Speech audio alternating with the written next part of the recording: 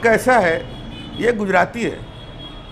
Reserve bank of India का बड़ा भी गुजराती, अमित शाह गुजराती, जितने फरार कर हो गए, रुपया हजारों करोड़ रुपया लेकर फरार हुए, वो सब गुजराती। गुजरात का मतलब ये है पैसा। वो हर मामले में पैसे को तौलते हैं।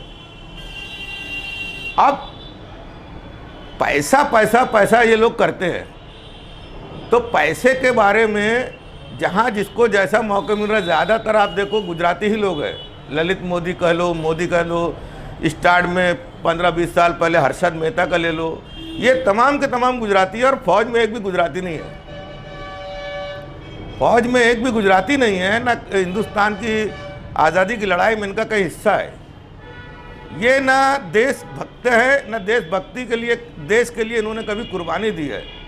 एक भी बॉर्डर के ऊपर जो शहीद होने वाले फौजी है, एक भी ताबूत गुजरात आज तक नहीं आया है।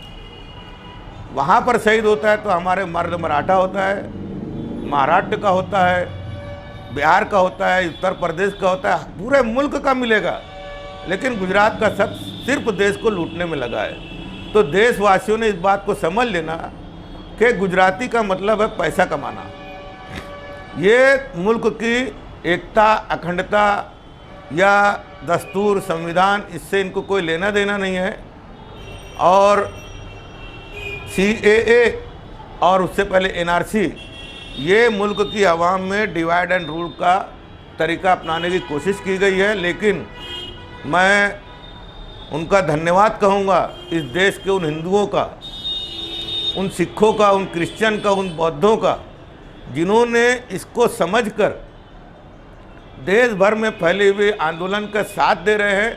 न सिर्फ साथ दे रहे हैं, बल्कि बहुत सारे लोग अपने तौर से भी इसके विरोध में आंदोलन कर रहे हैं, क्योंकि ये असंवैधानिक है, गैर दस्तूरी है।